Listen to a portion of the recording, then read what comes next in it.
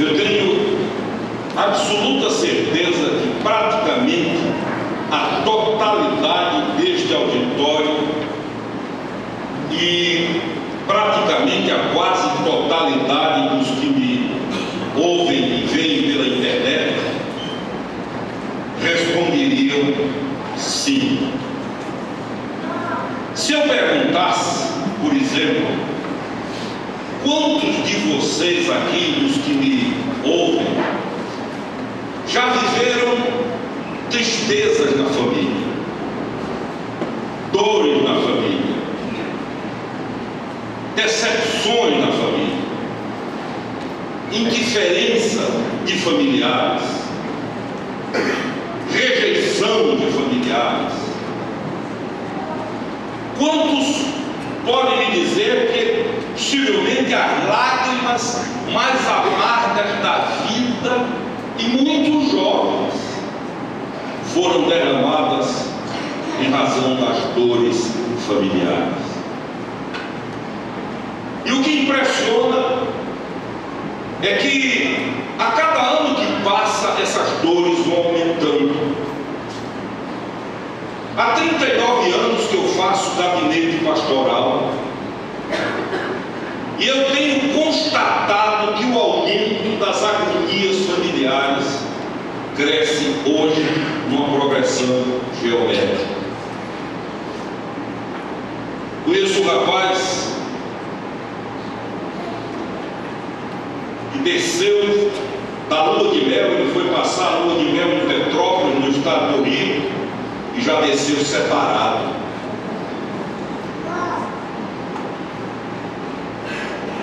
Algumas das pessoas mais sofridas que eu conheço são as que vivem ou viveram ou estão na iminência de viverem as suas agonias familiares por uma razão simples.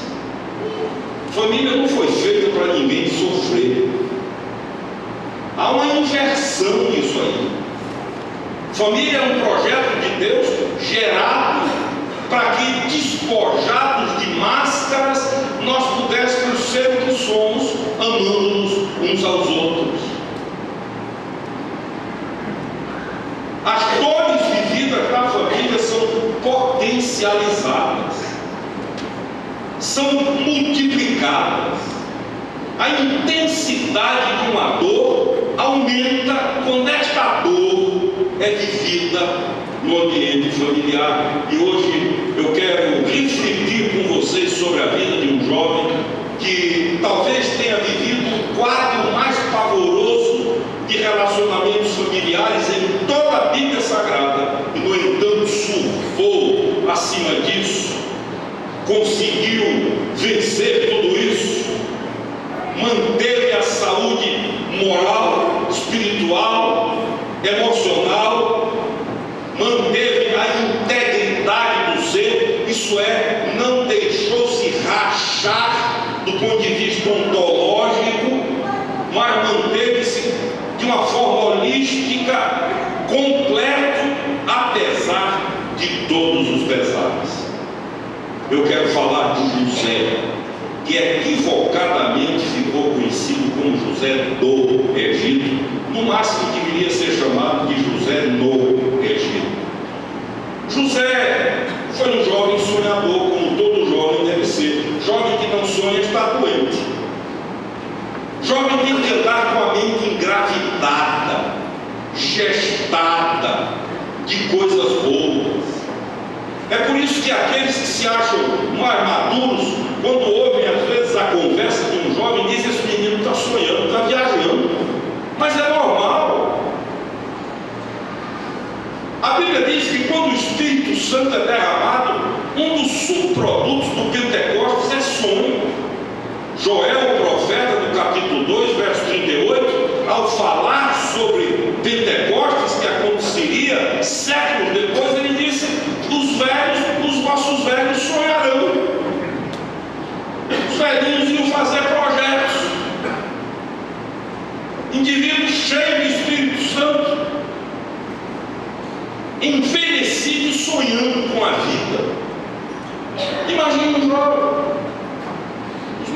amigos aqui que viveram a geração 60 sabem quanto ela mudou o mundo dos seus sonhos. Foi nos anos 60 que 4 moços de Liverpool agitaram esse planeta com sua música, os Beatles. Foi uma jovem moça londrina no seu ateliê que revolucionou a moda, Mary Quant. Foi ao embalo de Paul Simon, de James Taylor e guitarras que surgiu a geração Woodstock, que dizia make love, not war, não faça guerra, faça amor. E essa turma que de repente começou a surgir nos 4 cantos do planeta, começou a impregnar os outros com sonhos, com utopias, com projetos tidos como loucos. Mas jovens sonham e José sonhava.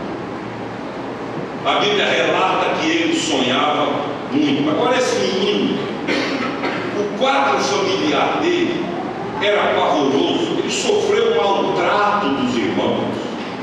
Ele foi boicotado dentro de casa. Ser passado para trás por estranhos é ruim. Imagine dentro de casa. Ele descobre que os que querem puxar o tapete dele estão dentro de casa. Ele é alvo de ódio sem causa, o pior dos ódios, o ódio gratuito, que aparentemente eclode do nada. Ele é vítima de ciúmes patológicos, ciúmes do pior grau de enfermidade que pode existir. Ele é atropelado pela traição, ele é traído, ele é enganado por quem ele deposita a sua confiança, gente na qual ele crê. Ele é vítima de desdém, de perversidade, de indiferença. De vez em quando o Carmen comenta comigo e diz que a coisa que mais a agride é quando é tratada com indiferença. A indiferença machuca. José foi tratado com indiferença, foi vítima da mente criminosa e adoecida dos irmãos, da família, de gente que era carne de sua carne, sangue do seu sangue. E eu sei que eu não estou falando um assunto que não seja pertinente à realidade desse auditório, da sociedade atual onde nós vivemos. Se você duvida, me peça para ficar um dia no gabinete, eu não vou deixar, mas peça. E você vai ver que eu ainda estou sendo light nas cores. Ele sofre a dor do desprezo. O ciúme patológico dos irmãos gera a seguinte regra de 3: quanto mais ele sonha e fica alegre, mais eles têm ódio. Lá vem ele de novo. Lá vem ele com seus projetos, com suas ideias, com seus sonhos. O sonho dele era o pesadelo da família. Não tinha liberdade de contar uma ideia nova, porque era dito por louco, por mal intencionado. E a guerra começava. Ele sofre a dor do abandono, ele é descartado. Os psicólogos afirmam que uma das maiores dores que o ser humano pode sentir é a dor da rejeição. Muitos já tiraram a própria vida por se sentirem rejeitados. Muitos abandonaram a fé. Muitos murcharam. E se vivos estão do ponto de vista biológico, vivem como zumbis pela vida, como robôs, como autômatos, insensíveis, porque a rejeição mata.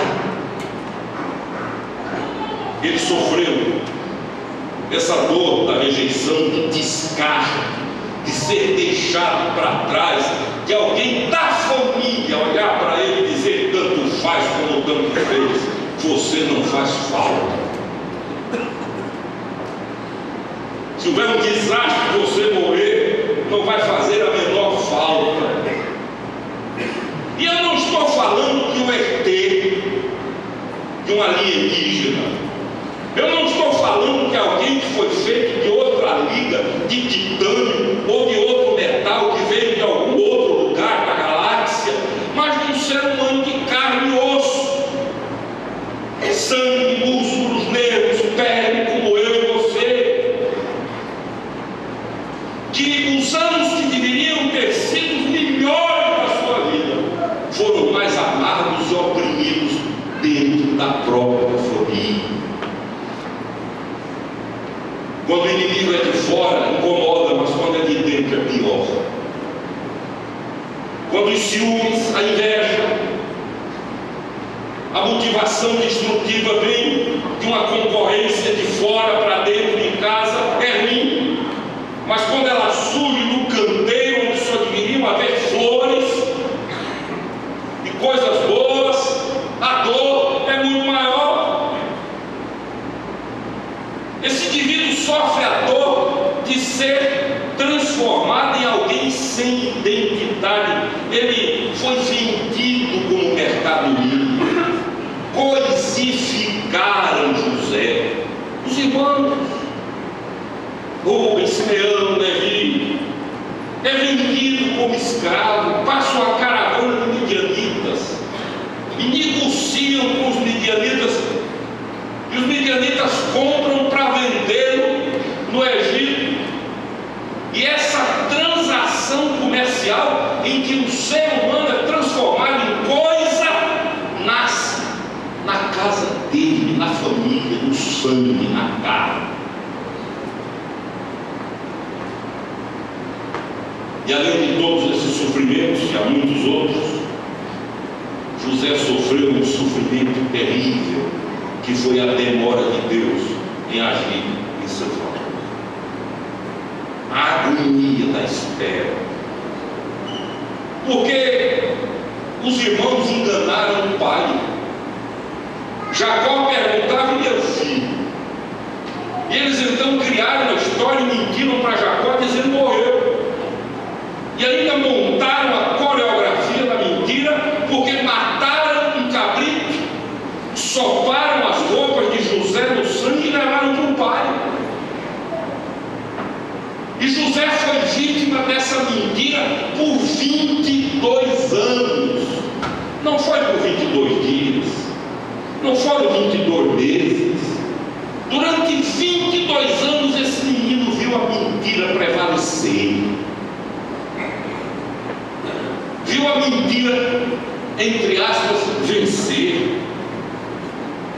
Eles viam o velho pai em lágrimas e mentiam, dizendo: para de chorar, ele morreu. Sustentaram a mentira. Agora esse moço nos dá pistas, porque, volto a dizer, isso não é uma história surrealista. Ela existiu no tempo e no espaço.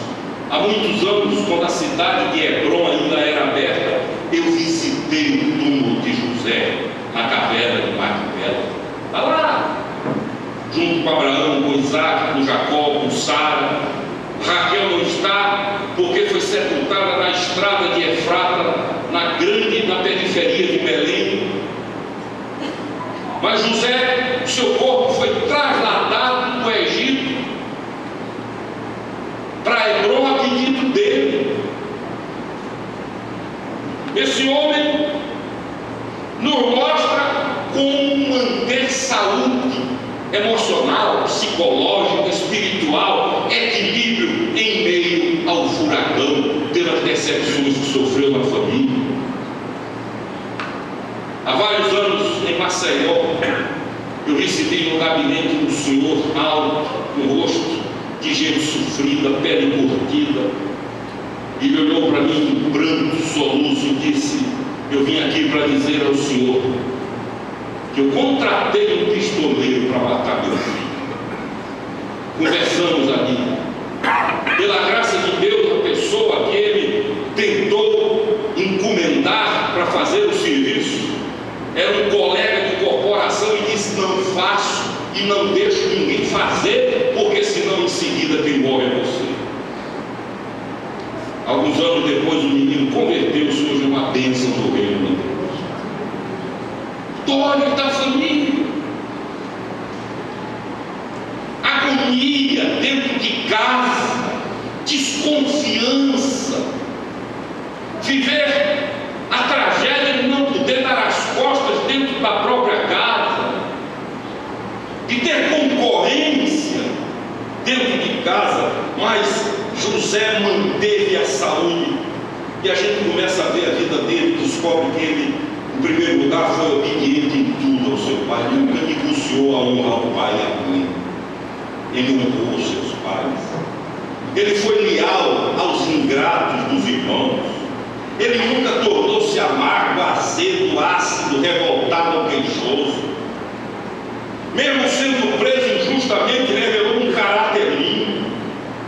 E como governador do Egito, porque ele foi o segundo homem mais poderoso do Egito, isso equivale a dizer que ele seria hoje vice-presidente, por exemplo, dos Estados Unidos da América do Norte, ou, em uma outra hipótese, um secretário de Estado.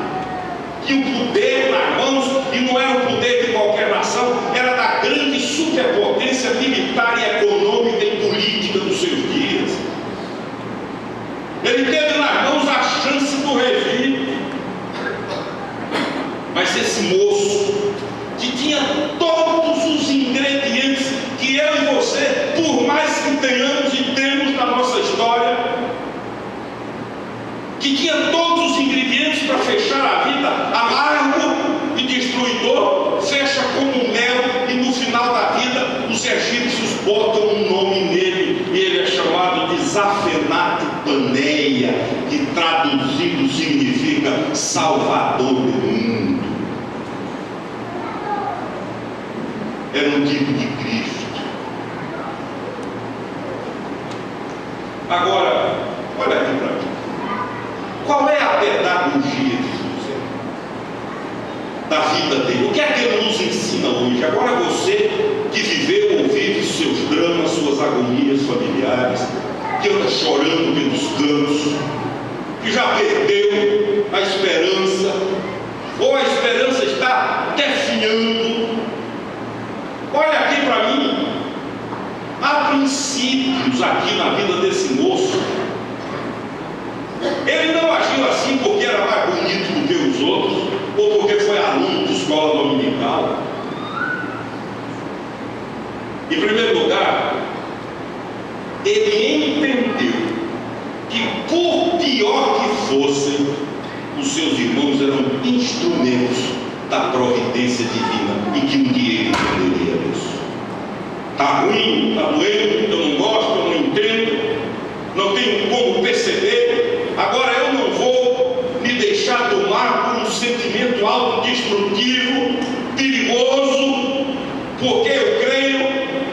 E ele, se tivesse vivido os dias do apóstolo Paulo, diria que todas as coisas juntamente cooperam, isso é, operam para o bem daqueles que amam a Deus, e eu amo meu Deus. De modo que eu não vislumbro saída, não vejo saída. Do ponto de vista da objetividade analítica, esses meus irmãos são gente da pior espécie, mas eu creio, contra todo sentimento, contra tudo que eu sinto, eu creio que eles são instrumentos de Deus para alguma coisa que um dia eu vou ver. Em segundo lugar, ele não faz do seu coração garagem de ódio.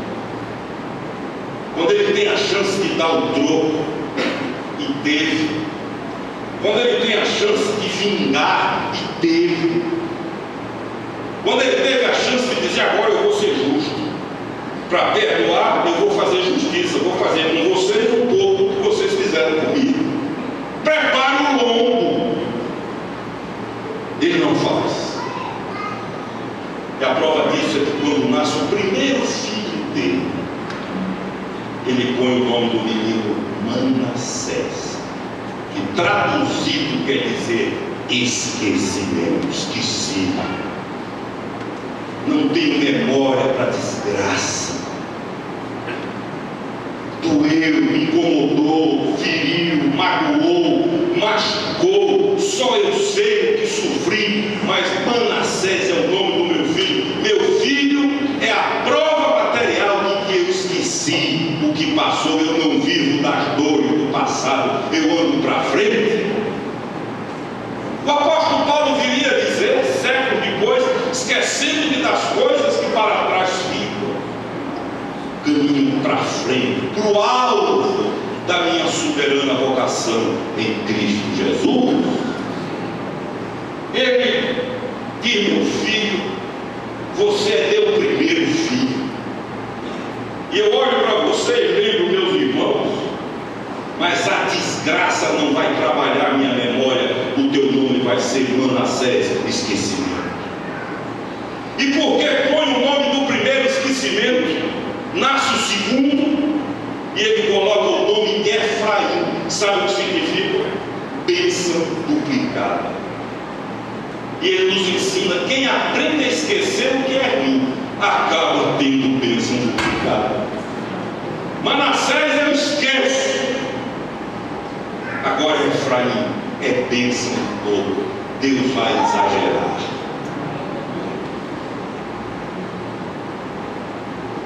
Também em Gênesis 41, quando seus irmãos chegam e eles se reencontram, ele paga o mal com o bem. Diz a Bíblia que ele dá aos seus irmãos a melhor terra do Egito, arável, cultivável. Era hora de mandar os irmãos tomar um cantil, mas agora esse coração benigno e sadio, e esta psique curada, olha para os irmãos e diz: entreguem a eles a melhor terra do Egito. É lá que eles vão morar. Chocou. Manda buscar o velho pai, reúne a família e diz que agora até o fim da vida vocês vão ser sustentados por mim. Aos olhos do mundo onde nós vivemos hoje, deste sistema homicida, José era um maluco. No entanto, saudável é ele. Uma vez o Caio pregando disse: se a gente aplicar na vida os princípios de Jesus, vão dizer que a gente é babaca, me desculpe a expressão. Uma vez um menino na Universidade Católica do Rio de Janeiro, após uma palestra do Caio conversando, um aluno do curso qualquer, disse: eu sou existencialista e para mim Jesus foi um bobão. O Caio emendou de lá e disse: mas o bobão ressuscitou ao terceiro dia, e se você não tiver cuidado vai ficar no resto da eternidade. José cria nisso, contra tudo e contra todos.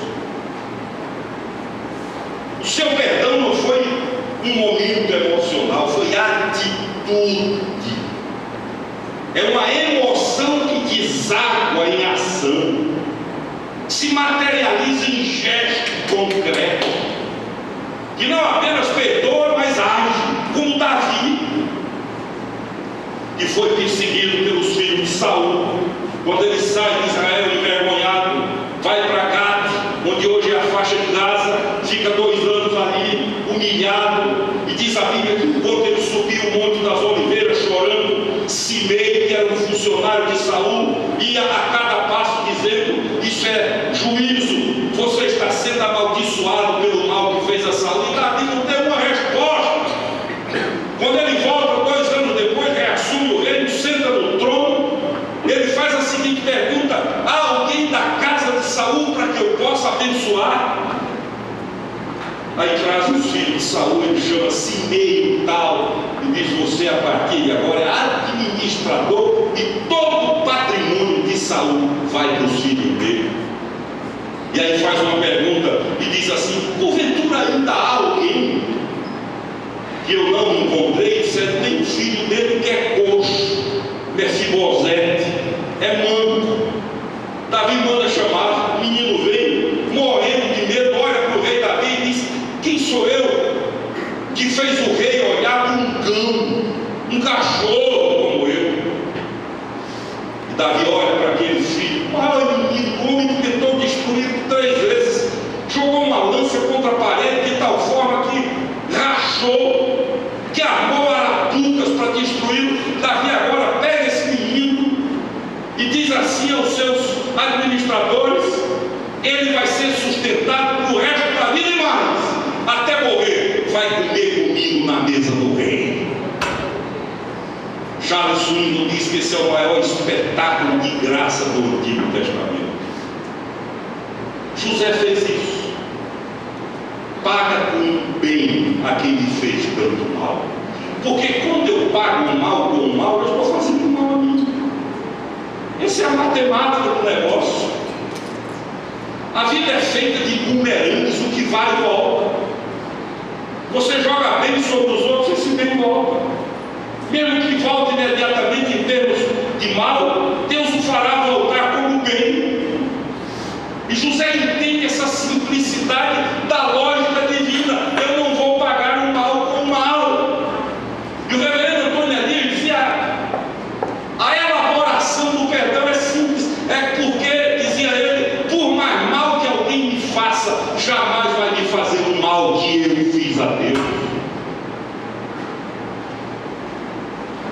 Concluindo, amados irmãos, com José, se nós queremos curar as dores da família, não vamos ficar pensando que vai chegar alguém com a varinha de condômino e fazer plim, a Globo faz todo dia, só faz piorar a vida das famílias, só faz complicar. Recentemente foi uma moça trabalhar lá em casa, e Ariel, meu filho, olhou para ela e disse: vamos jogar dominó? Ela disse: eu não posso, porque eu sou uma serva de Deus. Eu disse a Carinha: quer jogar dominó que é chato? Tudo bem. Mas deixava de fazer o serviço para ver novela. Então, é um conceito de ordenação espiritual terrível. Estava lá, decorava Filistão com aquele beijo do Senhor Deus, e descobriu na Sky o canal 37, que é o Viva, para ver novela antiga. Eu digo: agora não dá mais, porque à noite ela vê as novelas atuais e durante o dia eu via a hora ela voltar com a Mamãe Dolores. Mas nem podia jogar novela.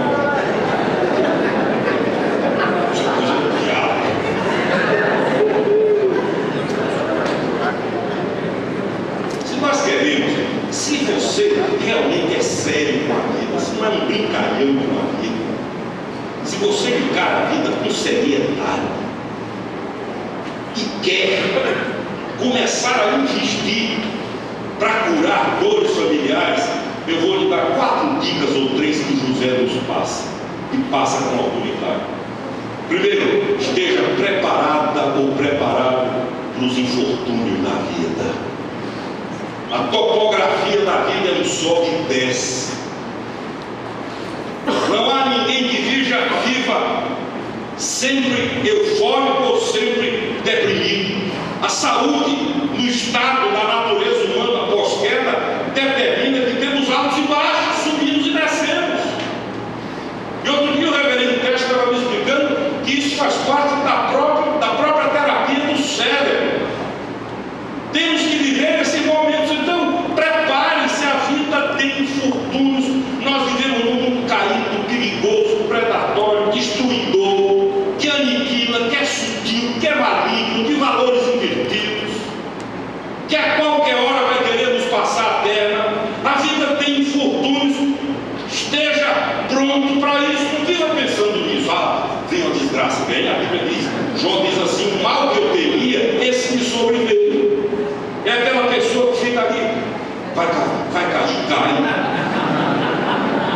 Uma vez eu disse a um rapaz que tinha um problema de compulsão sexual terrível, eu digo: olha, para você ser curado, você tem que parar de orar por isso.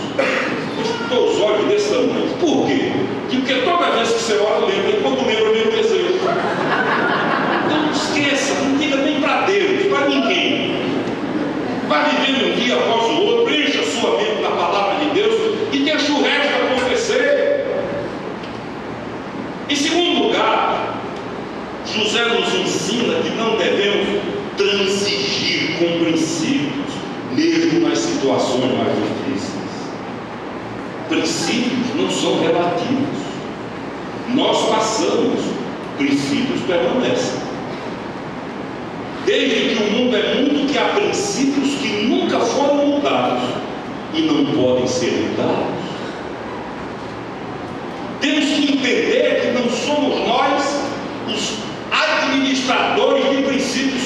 Antes temos que crer que, crendo ou não crendo, eles estão aí. Em terceiro lugar, vamos aprender com ele isso aqui. Aprender com ele, ou com ele, que quando tudo estiver no pior estado, o sol voltará a brilhar. Jó perdeu família, saúde, dinheiro. A única pessoa da família que retirou foi uma esposa louca, que, como conselho final, diz a ele assim: amaldiçoa teu Deus e morre. Que conselho! Esse homem perde tudo. E diz a Bíblia que Deus fala com ele no olho do furacão. E você não vê uma palavra de amargura. Em Jó não é uma parábola, não é uma ficção. É um cidadão caldeu. No meio da desgraça ele diz assim: eu sei que o meu Redentor vive e que um dia se levantará sobre a nação. Ele não ficou com auto-engano de neurolinguística. Morreu, todos os seus filhos morreram. Aleluia, Deus sabe o que faz. Ele não fez isso não. Ele não chorou em enterro de filho. Ele não sorriu em enterro de filho. Ele disse que dor dói, que agonia é agonia, que tristeza é tristeza. Mas ele disse: eu sei de uma coisa, o meu Redentor vive. Um dia, não sei quando, mas sei que vai acontecer. Ele se levantará sobre a nação. E em último lugar, José nos ensina a seguinte lição: Deus ainda não concluiu a história da sua vida. Ainda não terminou. Calma. Não queira você terminar o que Deus não terminou ainda. Não queira você concluir o que Deus não concluiu. José é traído, vendido, desprezado, enganado, descartado, caluniado, difamado, preso injustamente.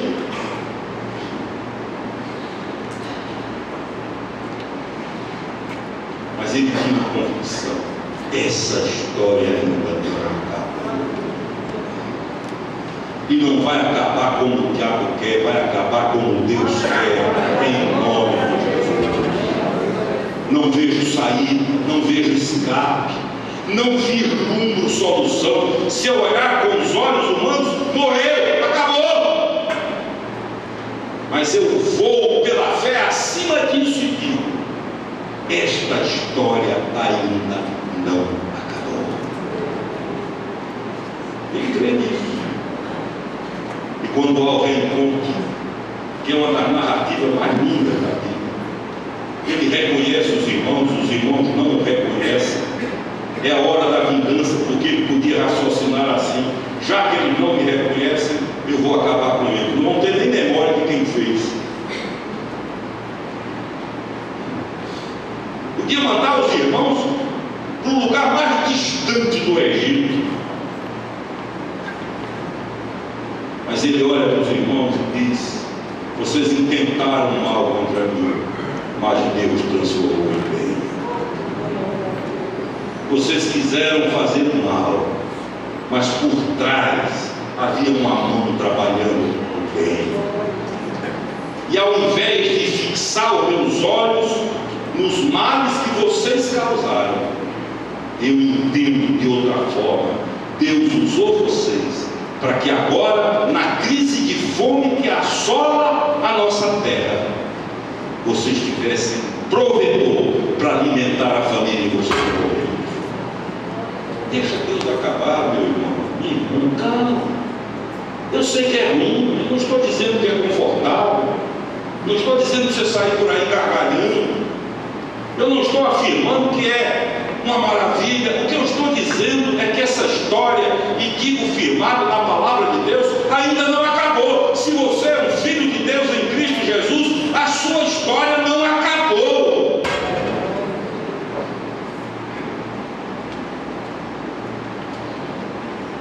É nesse instante que a fé precisa voar acima do sentimento. O sentimento me empurra para baixo, a fé me joga para o alto. O sentimento cria uma coisa chamada, entre aspas, realidade.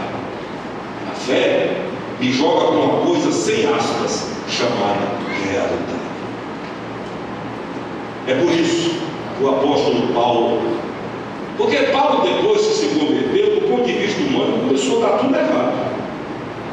Antes da conversão, o indivíduo era famoso, requisitado, querido, e desculpe dizer, bajulado. Aí se converte, aí começa a dar tudo para trás.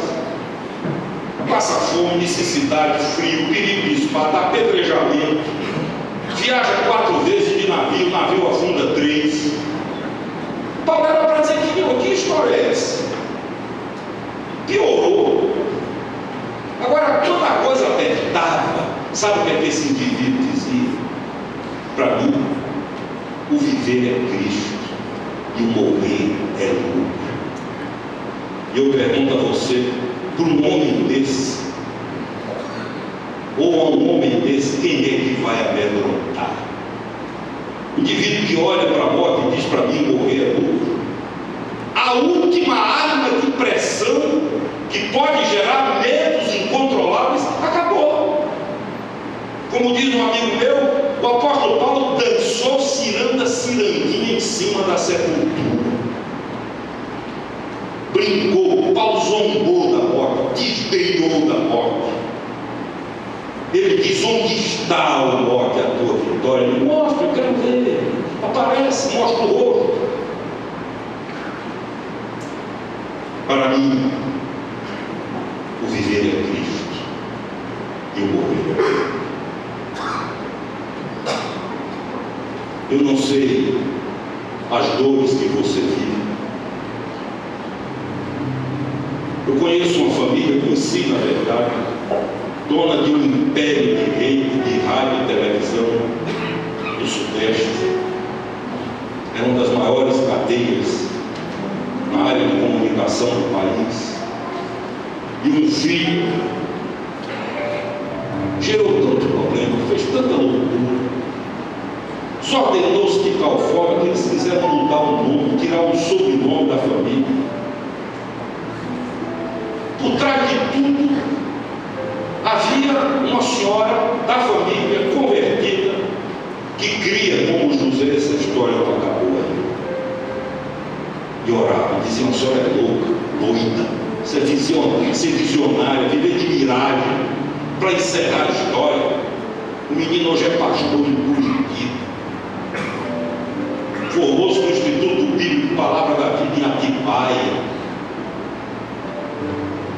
canta, toca, louva, que é uma beleza, porque uma velhinha, uma só, uma única andorinha, foi teimosa, ranzinza, e disse: essa história não acabou não. Então, seja qual for a dor familiar, e como eu disse no início, dores familiares doem muito mais. Eu lhe imploro, por amor, nesta noite, creia que o sol vai nascer. Creia que a sua história não acabou ainda. Creia que ao final você vai olhar para trás e dizer: incrível, é que Deus tinha um plano disso tudo. Eu nunca vi, mas ele viu. Vamos ficar em pé, vamos cantar um louvor. E eu quero convidar que, enquanto nós cantamos, venham aqui à frente todos aqueles que, em grau maior ou menor, vivem seus problemas, suas dificuldades, suas tristezas na família, suas decepções, seus dramas, e querem sair por essas portas hoje com a mente engravidada de esperança, gestada de esperança, dizendo: eu sei que tem, está ruim, está difícil, mas eu sei que tem. Enquanto cantamos, os que quiserem venham, se quiserem se ajoelhar, podem se ajoelhar. Venham para cá, em nome de Jesus.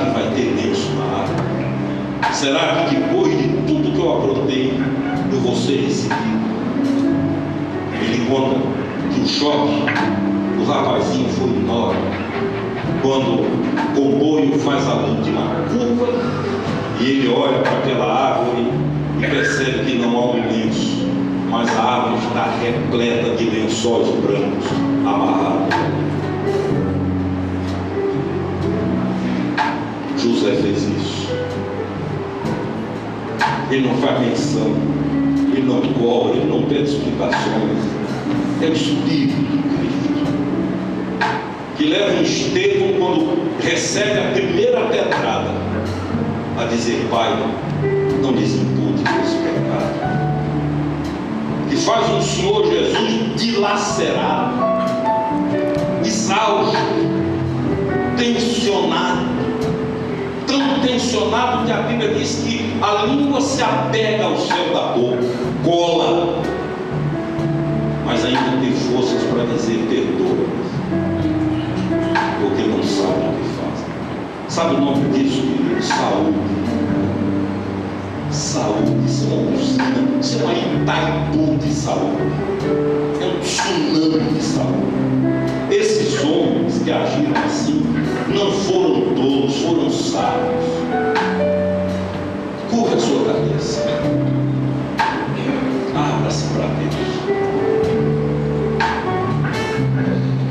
Pai, tu conheces todos os corações que nesta noite trazem ao teu altar suas dores, decepções, tristezas, abandonos, dores de todo tipo, de traição, de desprezo, de abandono.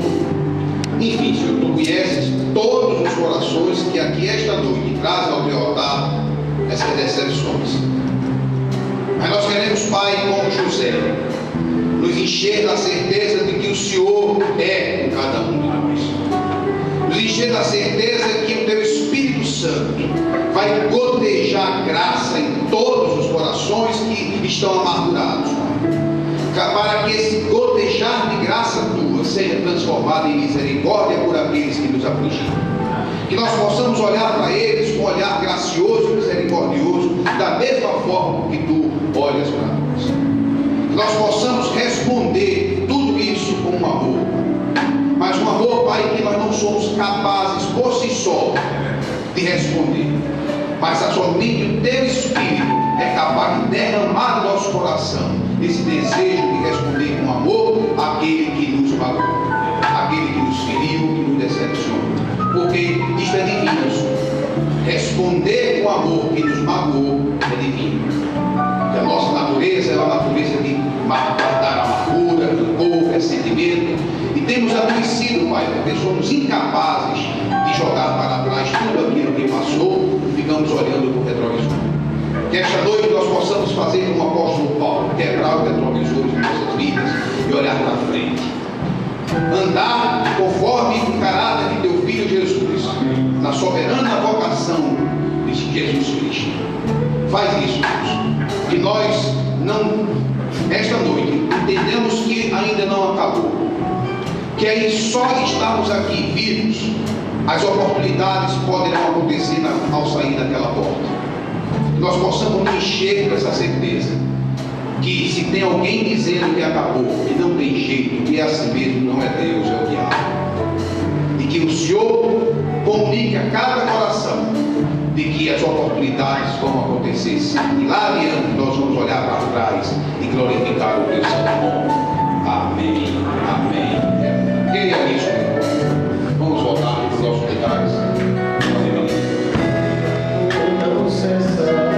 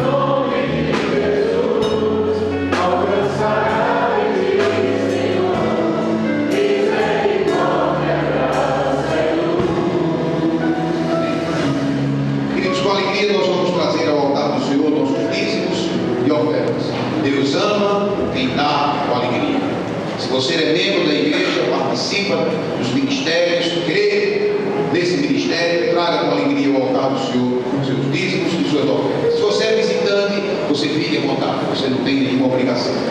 Mas se você é membro, participa ativamente da nossa igreja, você tem a obrigação sim de trazer sua oferta ao altar.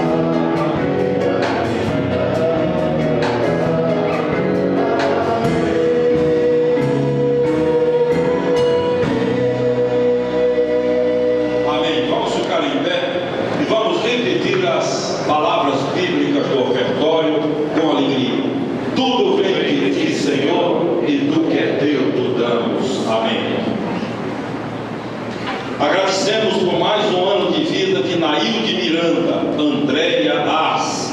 Amém. Agradeço por mais um ano de vida do meu filho Igor Rodrigues, Andréia. Amém. André Farias agradece a Deus por mais um ano de vida concedido a Nailde Miranda e Andréia Rodrigues. Amém. Betinha, Rafael, Paula, Marcela, genros e netos dão graças a Deus por mais um ano de vida de Paulo Jacques, que será comemorado amanhã, dia 9, nosso querido Paulo Jacques. Rendemos graças também pela alta hospitalar dos seus netos, dos gêmeos Valentina e Carlos Alberto, que já estão em casa. Damos graças por tudo, Deus é fiel. Ivone e João agradecem a Deus pelos 19 anos de vida conjugal, pelas bênçãos recebidas no decorrer desses anos. A Deus toda a honra e toda a glória. Somos gratos a Deus pela viagem tranquila de Maiara para a Hungria. Chegou em paz e manda um abração para toda a igreja. Pastor Altair, Adélia e Marquinhos. Agradeço a Deus pela aprovação do meu filho no vestibular da UPE. Grande foi a sua experiência com Deus naquele dia.